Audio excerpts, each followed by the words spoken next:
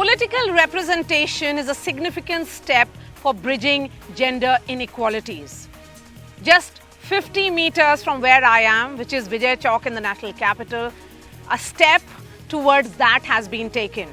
Remember, in the past, several times the women's reservation bill was stalled. The governments did make an effort. But this time, the Prime Minister says that it is with a sankalp, a determination that the women's reservation bill, which ensures 33% reservation for women in Lok Sabha and in state assemblies, will be passed. Tomorrow is the day of discussion, and we have a power-packed panel, all women's panel, because it is about celebration of the move which has been undertaken by the government. But before that, here's what happened today.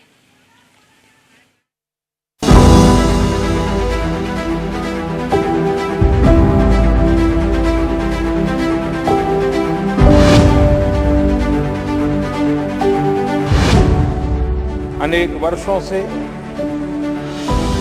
महिला आरक्षण के संबंध में बहुत चर्चाएं हुई हैं, बहुत वाद विवाद हुए हैं। महिलाओं को अधिकार देने का, महिलाओं की शक्ति का उपयोग करने का वो काम, शायद ईश्वर ने ऐसे कई पवित्र काम के लिए मुझे चुना है। मैडम, महिला आरक्षण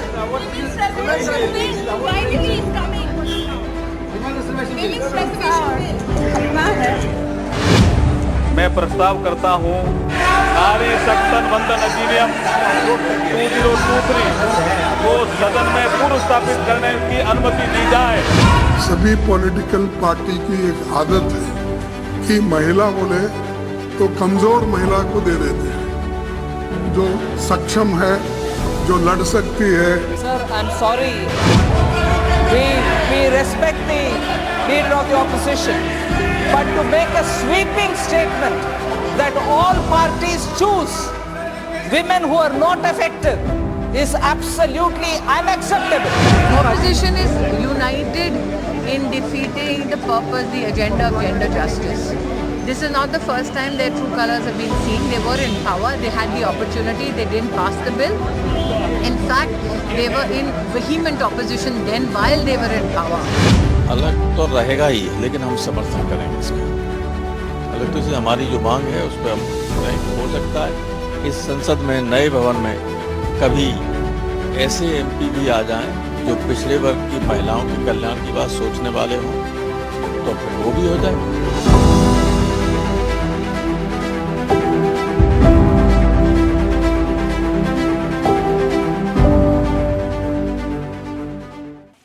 So as the bill is tabled, what are the views of women coming in from various walks of life? On the show tonight, we have Chavi Rajawat. She is India's first female Sarpanch, who is also an MBA. Shama Mohammed, politician, a dentist as well, Shama. Multiple introductions to someone who is here, right here with me at Vijay Chowk. We have Khushbu Sundar, politician, member of NCW, joining me shortly. Shashi Panja, minister, TMC minister, and also someone who is a medical practitioner. K. Kavita, senior politician of BRS, and someone who has been very vociferous for the women's reservation, is joining me as well. But before I bring in all the guests, let me go straight to K. Kavita. Kavita, congratulations. I remember when you held that protest at Jantar Mantar, you were certainly hoping that women's reservation bill will become a reality soon. Did you anticipate that it will happen to, as early as this? Well, I'm happy it happened as early as this, and I'm very happy that the government has brought it in the special session. But I also really want to demand the government that they can immediately make sure that it applies to all these 5 state elections that are going to happen now, and also to the upcoming parliament election. Because 2011 census, based on 2011 census, this government has taken up umpteen number of issues, and in the same way they can also take up this particular issue. And I'm sure if government seriously thinks and can they can implement it in this elections only. And the other thing from BRS we want to demand that in this session government should also table OBC bill. So OBC bill once tabled will also make sure that the women within the women bill, the OBC women also will get the reservation. That has always been our stand, and we demand that the government takes up these two issues immediately. And Kavita ji, what will you tell those who are also saying that this could be mere tokenism? The fact is that as far as the implementation is concerned, it won't happen immediately. It will happen only post 2029. So when the government has gone in for this move, it is only to make that splash. It's about narrative setting rather than sincere effort. Well, that's what I'm saying. If the government wants, they can immediately do it, because for umpteen number of issues, this government, because they could not conduct the census in 2021, they have based most of their programs, in fact all of their programs, on the 2011 census. So this can also be based on the 2011 census, so that it will immediately come into effect the moment it becomes a law. There is nothing stopping this government from doing so, except for the want of sincerity. So since yesterday night I've been saying the same thing. The enigma around it, the secrecy around it, it looks like a mere tokenism, unless until they make sure it passes and it is applied to this election immediately. Waiting until 2029, waiting until delimitation, well, that is another way. But the government with this kind of majority can immediately apply it to this election. That is our party's demand. And OBC women should not be left out as well. In general, OBC reservation also can be and should be taken up immediately. So you are of the opinion, and BRS is of the opinion, that there should be quota within quota. Right now it is 1/3 for the SC, ST women coming from these communities. There should be also the inclusion of the OBC, women coming from the OBC communities. Absolutely. That is the stand that BRS has taken, not now, 10 years Kavita, back. if you can hear me. We made a resolution in the assembly, first assembly in fact. Yes, can you hear me, Mariaji? So that has been our stand, not now, from the last 10 years. Yes, in fact, please. it was a Yes, very please, sentimental session for us, the first assembly session for Telangana assembly. But yet in the very first session, we had passed a resolution that the women should be given 33% quota and OBC should be given a 33% quota. So that always has been our stand, and this can happen immediately. This government, despite putting whatever in the bill, they can change it, and they should immediately apply it to the upcoming elections in these 5 states. That is our main demand, and that is our BRS party stand on this issue.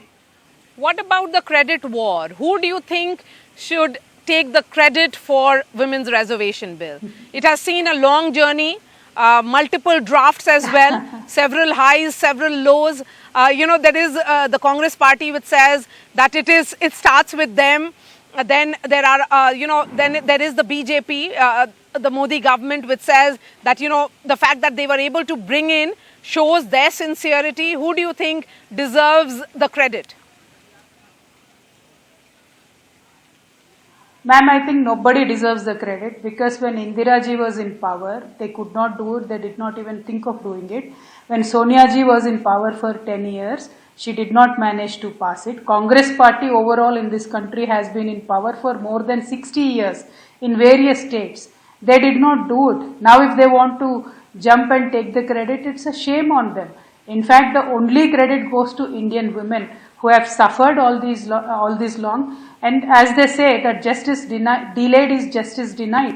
From the time of independence, from the first very parliament session, women have been denied their fair share, while they actually fought in the independence movement equally with the men. In some states, moreover, actively with the men. But yet we've been denied our right space. Now that it is happening, if everybody wants to jump on the bandwagon and say, I did it, nobody did it. In fact, we should all be ashamed, all the political parties. We denied our women this fair share from so long. After 75 years of independence, we are doing this. It is not a good thing for India, but we should be happy. At least we are now trying to do something. So credit does not go to anybody. Credit only goes to Indian women who still showed their resilience, who still go out and vote in numbers more than the men do. 50% vote share is there in this country, and women vote in large numbers. Women are politically very active, and women have become a deciding vote bank now. That's a very, very happy thing to happen. This political activism is very welcoming. So now we deserve our space. So the credit should not go to anybody. That is what I believe.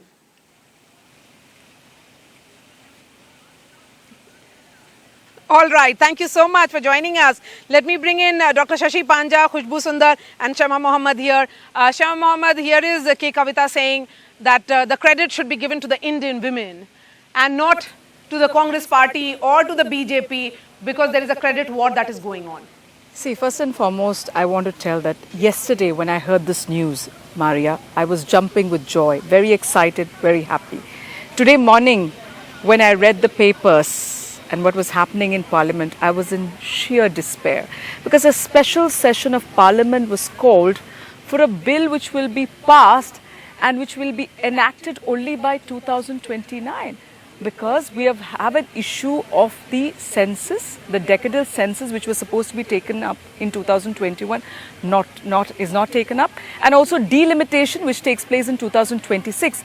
I thought Mr. Narendra Modi, the Prime Minister, when he wants to do something, he always does it, you know. So I was under the sheer impression that this bill would be passed and enacted by, like K. Kavita was saying, in the coming assembly election and the Lok Sabha of 2024. That is what we want. Please respond to this. And I want to talk about what Kavita said also. Do you want me to respond to? 1 moment, let Khushbu Sundar respond to what you are saying.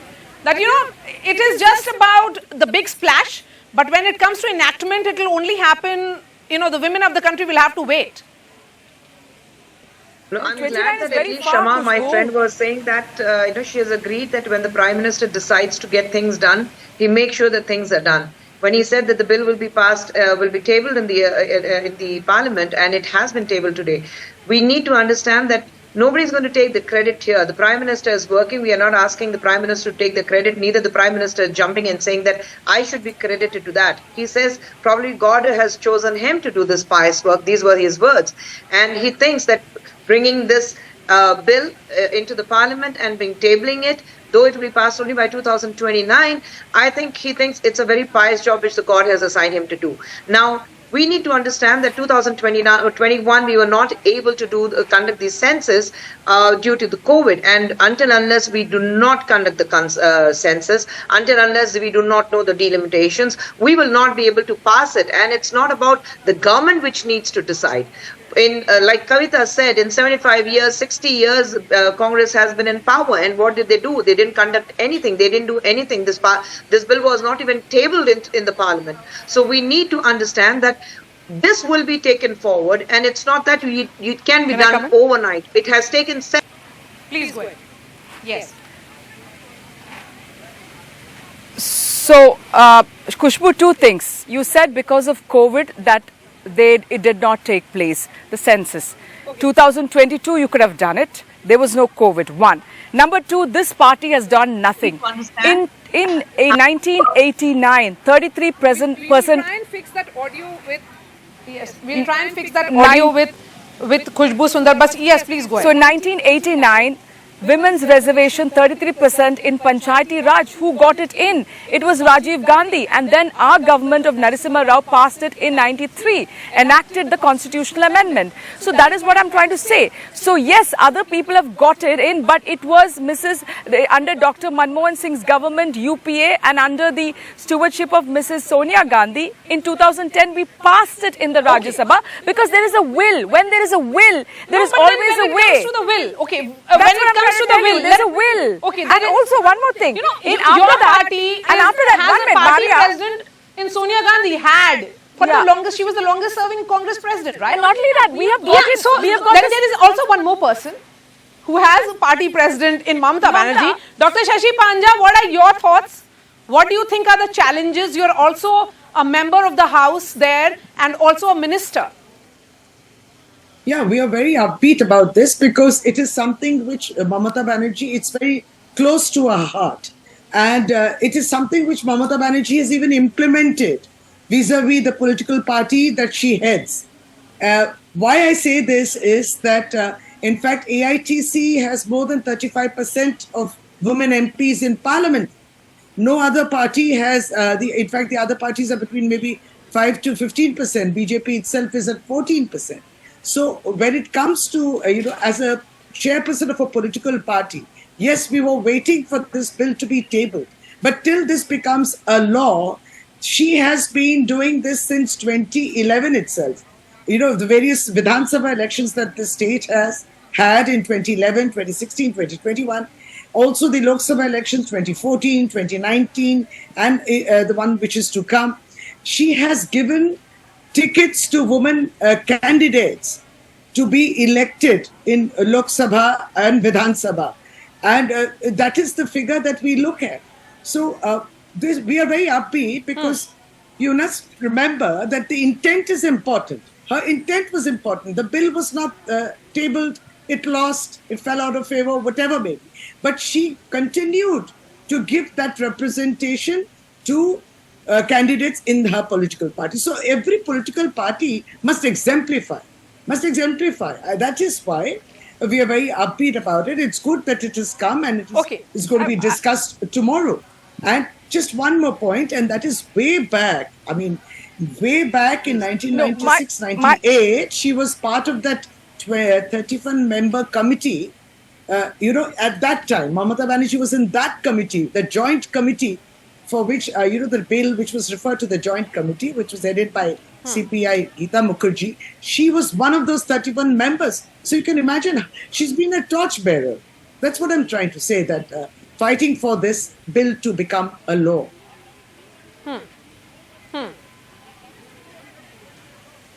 Okay, and Maria, what I want to say is, I said we passed it in 2010.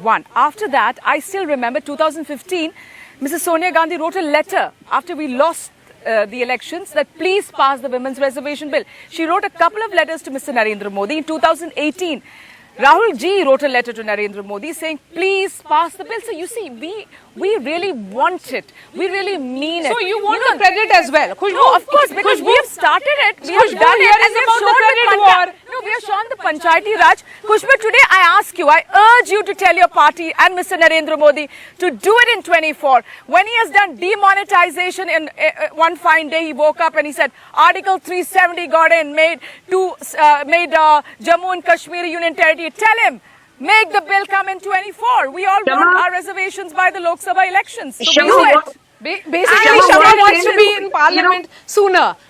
Go ahead. Shama, it's you're laughing at your own statement, Shama. It's so funny to know that, what is done with the demonetization, it can be done with the bill. No, it is not done like that. You know it very well. You're a politician yourself. You have in the party for so many years. We all women on this panel, we know that we can have for an argument, but it cannot be done on those lines. We need to go by the law. We need to understand when we have brought the bill. We have brought the bill. There is no writing letters, Sonia Gandhi ji writing letters, Rahul Gandhi ji writing letters. Why is that you didn't pass it? Why is that you don't bring it to the table? Why is it for 60 long years? You took 60 long years. You never brought it to the table. We have brought it to the table. We didn't have numbers in Lok Sabha. Which is not yours. I'll tell you. Stop taking credit for what is not yours, Shama. We are not taking credit here. This is about you, me, and many other women here. This is about the women of this country. This is not about which political party is going to. This is not about which political party let me is also credit about it.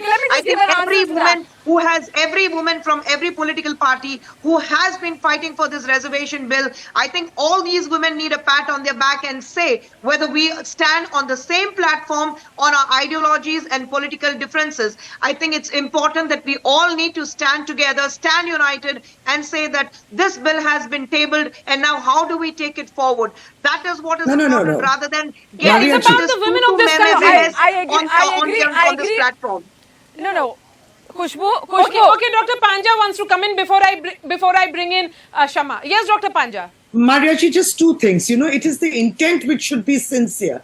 Khushbuji, while you mention as a spokesman of your party, you're mentioning it's about gender justice, of course, and gender equality, and that all women should be credited with. We are not into any credit war. But the Prime Minister of the country said it was his pious duty. It has been entrusted upon him. Even that was not required. This is for the women of the country. And second, most appalling thing was, today we did not see the woman president, who is an ST. We feel proud about her. Why was she not there in the central hall today of the old parliament building? What is the intent that you wish to show? It has to be displayed too. She was left out. Was she ignored? Was she not invited? Why is this so? I think we should all be indignant about this. May I come in? May I respond to that, Maria? Okay, I have. Can I come in? No, first Khushbu, and then you can come in. Yes. Okay, Doctor, I think you need to understand that Go ahead, every time you cannot bring in that why the president was not invited, why the president was not involved in this. I think today the statement that were made by Mallikarjun Kharge ji about the president that showed, on what lines the Congress party is thinking about women. They're saying that it's only the defeated women are there who have been brought into power. I mean, the kind of statements made by the Congress President Mallikarjun Kharge was not at all in a good taste. It was absolutely distasteful, and it's for the entire world to see what they think about the president. It's not for the first time. Before this, also they have made statements about the president, and now again you see the CP making a statement about this. I think we need to, not keep bringing in Draupadi Murmu every time, bringing in the president every time. I think we need to understand that how are we taking it forward? Why are we trying to pick and choose as to what we need to target and what we don't need to target? I think we need to stop being this picky things about us and say that we are moving forward. You call this picky things? We are making forward, that is and strange. Let's move forward. That is what is important. Not the way. That is not the way. This is not picky things. It's not no ordinary thing. She's the president of the country. She's the president. She's the first lady of this country. She rightly deserves to be where she is. The kind of sacrifices she has made. And it's not about she's from the tribal. I think it's as a woman, she's right there at the top. You have ignored her. This is not done, Khushbuji. Ignoring her. We are not at all ignoring her. That's what I'm saying. This is being picky. Being picky and choosy as we want to. I think we need to stop this. This shows that how shallow-minded we are. We need to understand we cannot fall into these shallow pits. Doctor, we cannot fall into these shallow pits. We need to understand we need to move forward. It's a way forward. Okay, it's a way forward. Please tell me one place where Draupadi Murmu, the president of the state, has been ignored, but she has been insulted. Where was she ignored?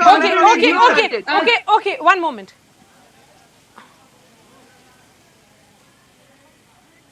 Khushbu, can I tell you something? Yes. Khushbu, you said a lot of points. Now let me make one thing very clear. You asked me why 50 years ahead. In 2010, we had the numbers in the Rajya Sabha, we could pass it. We did not have it in the Lok Sabha, all right? Now, your manifesto in 2014 said we will pass the women's reservation bill as well as 2019. Now, since it's passed in the Rajya Sabha, it's not lapsed. You had to just pass it in the Lok Sabha. In the Lok Sabha, you had brute majority. You were in this 9 years, you could have done it in the first 2 years. You could have done this, but why didn't you not do it? We didn't have the numbers. When we could do it, we passed the Panchayati Raj where we gave 33%. So you cannot point fingers at us. And let's understand, the first woman Prime Minister Indira Gandhi from our party. The first woman Speaker Meera Pamar from my party. The first woman President Pratibha Patil, we made her. Years, solo majority. BJP had only 2 MPs. BJP had only 2 MPs. Majority was Congress. What did you do? 60 long years. So, Shama, let's face it. Let's not get into an argument. We have given you 33% this bill is not about tutu meme. This bill is not about tutu meme. We need to understand 2019 onwards there was COVID. We were fighting COVID. That Shama Mohammed, Khushbu, all of you reach the parliament soon because of this reservation. All right, thank you so much. Khushbu Sundar, Shama Mohammed here, and Dr. Shashi Panja, thank you so much.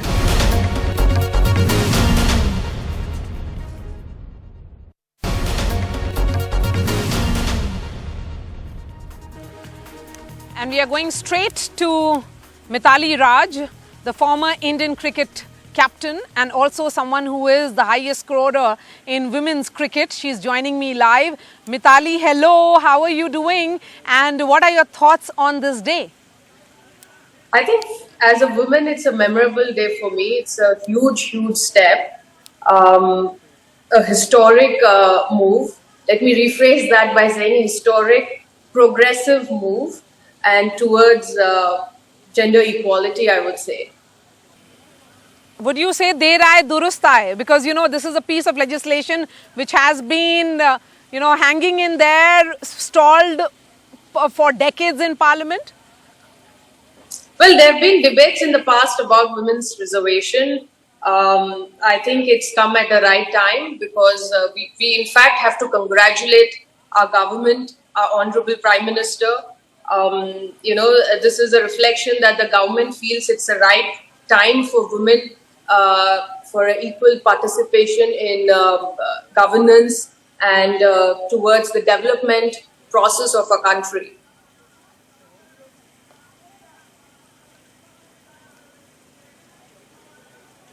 And Mithali, we have been talking about the right time in the sense that, you have seen the transition from the cricket that was there during, before 2022 when you played to now when there is IPL for women as well. So would you say that this is the right time for a legislation of this nature? India is better prepared for giving that kind of empowerment to women and giving them that kind of responsibilities, which is about political representation? Absolutely, because I feel like for young girls, when we talk about sports, we have so many women athletes being like a role model for young girls. When they do well in their disciplines, they become role models. They become the beacon of hope for a lot of young girls to aspire to get into sports. Similarly, we've seen great women leaders in business, and we've definitely seen a lot of great leaders when it comes to politics. But through this women's reservation bill, we probably might see a lot more women getting into important positions, and that in fact will inspire a lot of girls to get into politics too.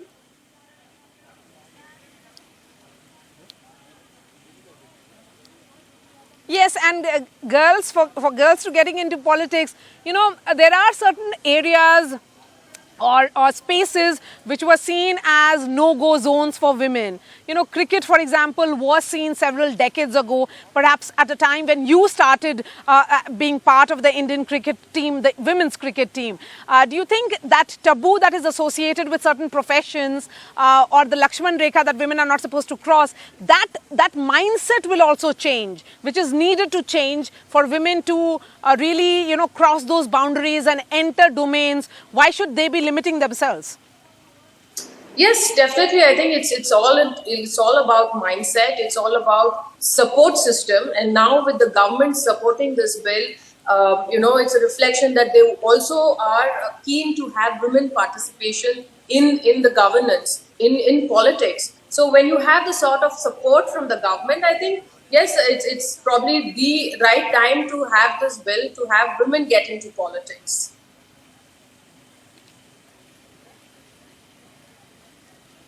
All right, Mithali Raj, a pleasure speaking to you. But before I let you go, a quick question. Will we be seeing Mithali Raj in a new avatar, perhaps? Well, I've already got into the mentor role and advisor role for Gujarat Giants. That itself is a new avatar other than being a player. But you never know what's in store for everybody in the future. Okay. All right. Thank you so much for speaking to us, Mithali. We have another very special guest joining me, Professor Shamika Ravi. She is the member of Economic Advisory Council of the Prime Minister of India. Professor Ravi, really appreciate your time. This government has emphasized on financial inclusion, and we have seen the success of Mudra Yojana. And then the fact that the Awas Yojana, the homes are given to women, they are the signatory of the homes. So that those moves have been taken. As an economist, ma'am, how critical do you think this political representation move is going to be? If you consider the fact that as a country and as a democracy, a representation of women's preferences have to be respected. And this has been a struggle now almost for 3 decades, that despite wanting a reservation at the apex body, we have had a very successful experimentation, which is now, as you can see, it started with 33% at the panchayat level. But today, half the sarpanchs across the country are women, and they are doing a remarkable job. So this kind of a bottom-up grassroots level success has to now reach right at the apex body.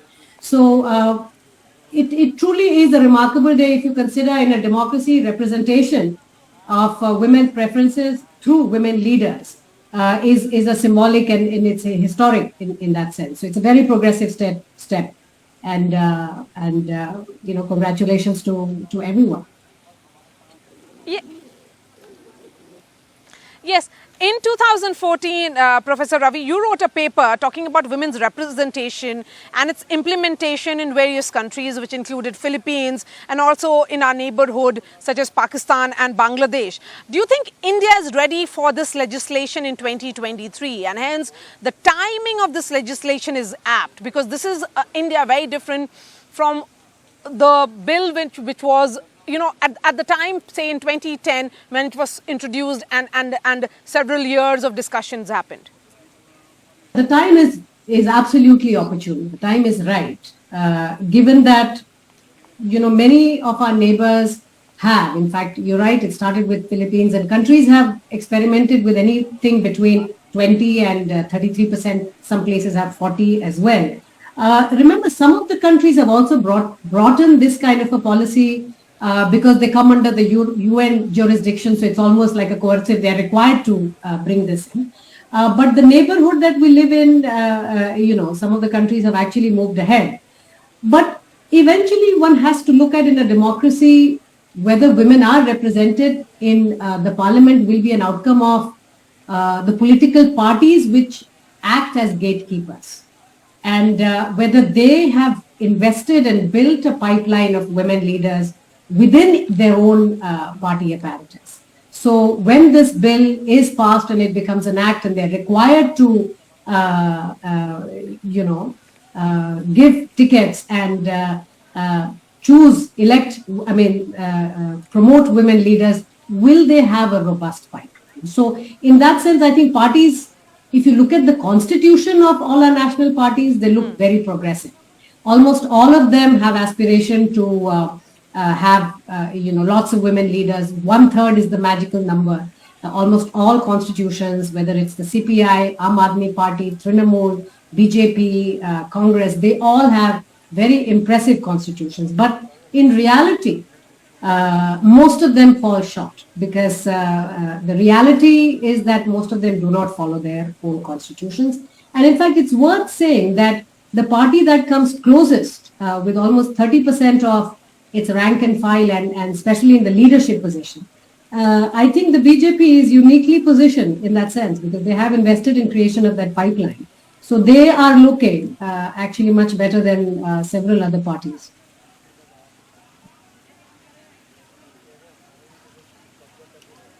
Yes, and women as a beneficiary class is almost a narrative which we have seen for decades now.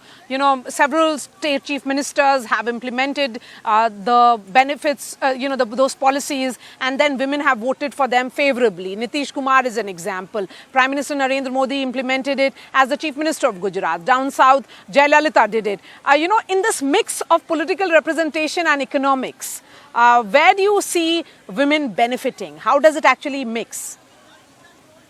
Investing in economic empowerment of women, the returns are not just short-term economic in nature. It is now very well established in the development literature, particularly if you look at the whole microfinance revolution, the financial inclusion experimentation across the world.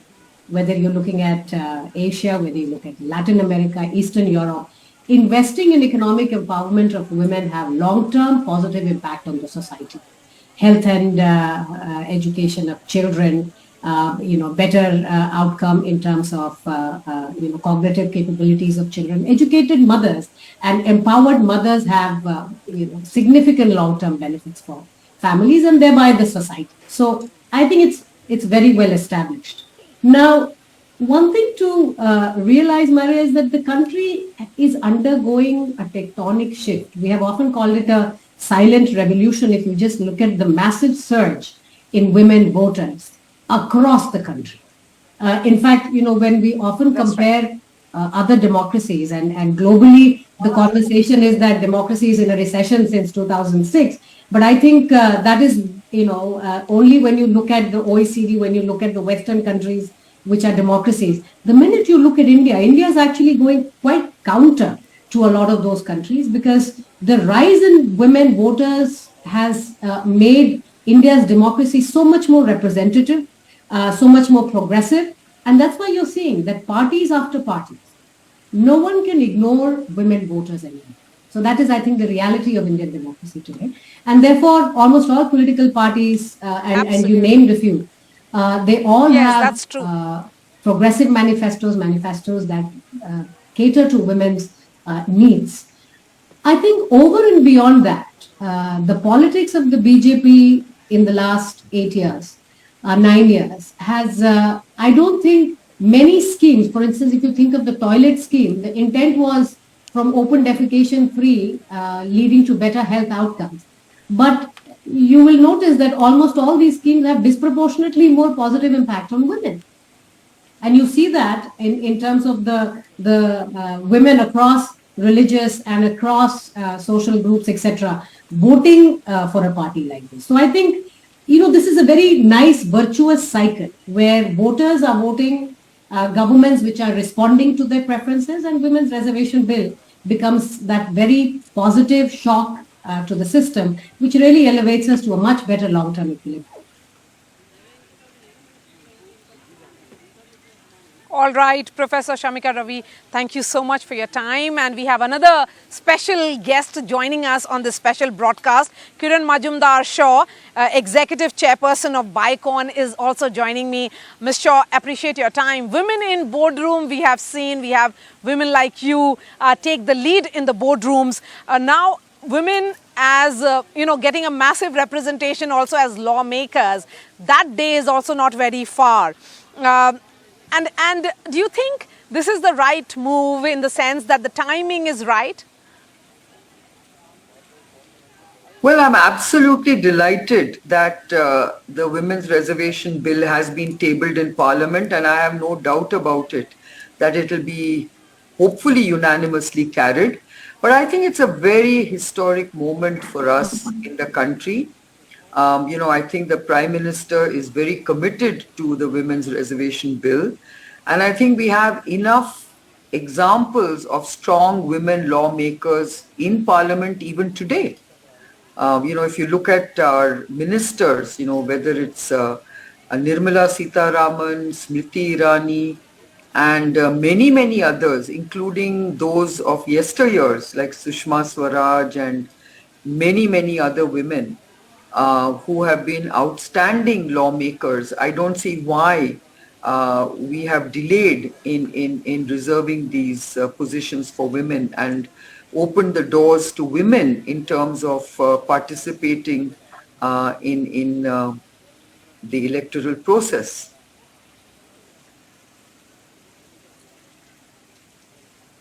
Ma'am, one thought certainly is that these are great ideas, but when it is about the implementation and the challenges on ground, there are certain areas which perhaps you don't know how it will be playing out, particularly the pushback that comes from the society at large, because there are patriarchal pockets. My question to you is, as someone who's a corporate leader, when policies are implemented, what kind of pushbacks, when it is about giving women their due, what kind of pushbacks usually happen?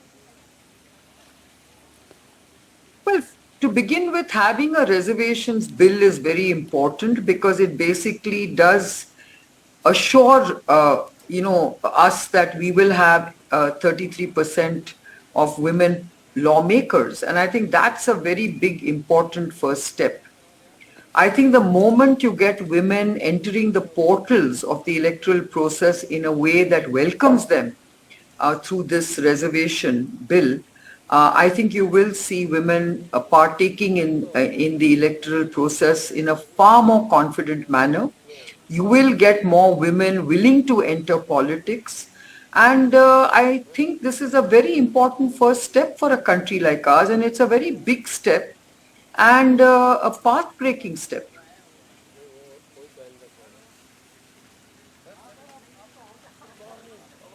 Yes, and this step is also coming at a time when the women participation in labor force has gone down drastically.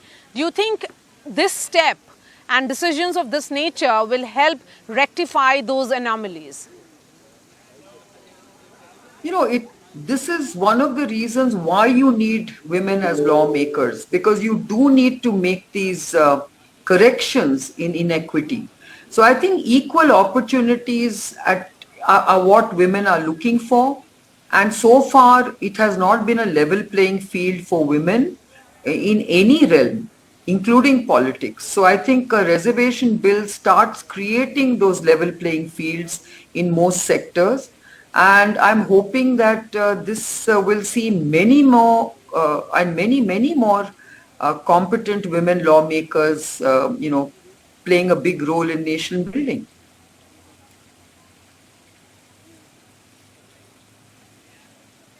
All right, Kiran Majumdar-Shaw, thank you so much.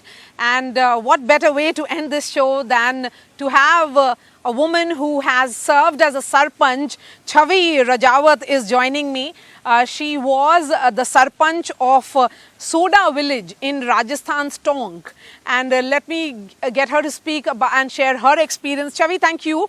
We have often said that in Panchayati Raj system, women are proxies of their men. They are almost like rubber stamps.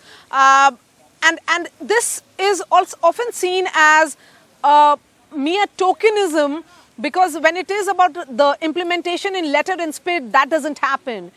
And similar fear is being shared with regards to this legislation, if it is about reservation and if it gets implemented, and I'm sure it will, with 33% reservation for women in Lok Sabha and in state assemblies. Will it be about tokenism? I don't think so, because at this level, I do hope more educated women are going to come forth, and I think there is a greater voice as far as women issues are concerned, what women want, what the youth wants. And there are various platforms through which people are becoming very vocal and sharing those aspects, which earlier, I think because of lack of such platforms, a lot of voices were not heard. And when women are going to come forth and take on leadership roles, they will be able to voice these issues much louder and hopefully more collectively. So therefore, I am hopeful this is not going to be tokenism. And while there may still be some element of proxy leadership, but by and large, I think women on their own, like myself, will take on leadership roles to make the change that we need to see. The beauty about this, I feel, is the fact that it is happening with all parties recognizing us women as very important vote bank, and also recognizing the fact that we make our own decisions. In the past, and even in rural areas up until fairly recently, a woman and children, including the youth, would often only vote for the person that the head of the family would tell them to, which finally would be a man. But as of today, irrespective of what the men think, the women and the youth make their own decisions and an informed decision and cast the vote accordingly. And that is what I think politicians and governments are recognizing and hopefully appreciating, and therefore milestone steps which need to be taken are finally beginning to happen. So I personally am very, very hopeful. And Chavi, in fact, the trend that we are seeing is also that women in the household are deciding the votes of other members of the household. They are able to convince their men, their sons, their daughters, the direction in which the entire family should be voting. So that vociferous woman or woman having the say in the entire electoral process is something that we are seeing. But before I let you go, a quick word also on your own experience of 10 years. What kind of pushback did you feel? I'd say quite a few, because where I was working, within my village it was easier because I was perceived as the daughter of the village. I'm not sure if it would be the same if I were married and had a leadership role as a daughter-in-law. But as a daughter, things were very different and very positive for me. But as far as the administration was concerned, they were not used to a woman, and that to a young woman, sitting across the table and questioning them. So there were challenges. Again, I couldn't. The fact that people were not comfortable with that scenario was very, very obvious, whether they stated it or not. but through how things would get delayed, and often when I would take a step forward, there would be huge pushback wanting to push me back 50 steps back. But the good thing was, and this is why I choose to be optimistic, because I think that's the only way you can survive in the scenario, especially in the rural scape, where the support system is lacking, not just in terms of limited funding, but also in terms of the technical support, because we don't have access to the expertise that is easily available in the urban spaces. And I do hope that more people will realize the opportunity that our country has, more so when we're looking at the rural spaces where there is, it's more of a cleaner canvas, which I feel if people understand and appreciate where the damage has not really happened, and if we choose to develop it in a very systemic, planned manner, then how this country can change and the potential that the country has can easily be tapped. And for that, it is very important that women and youth are taken into account, what our challenges are voiced, and the execution needs to happen on the ground as well.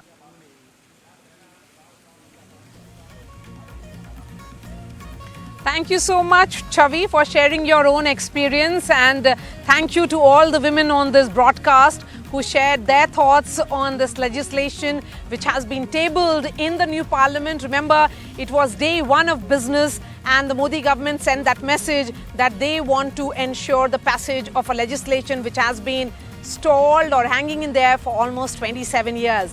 As far as on-ground implementation is concerned, still there is a long way to go. Thank you so much for watching.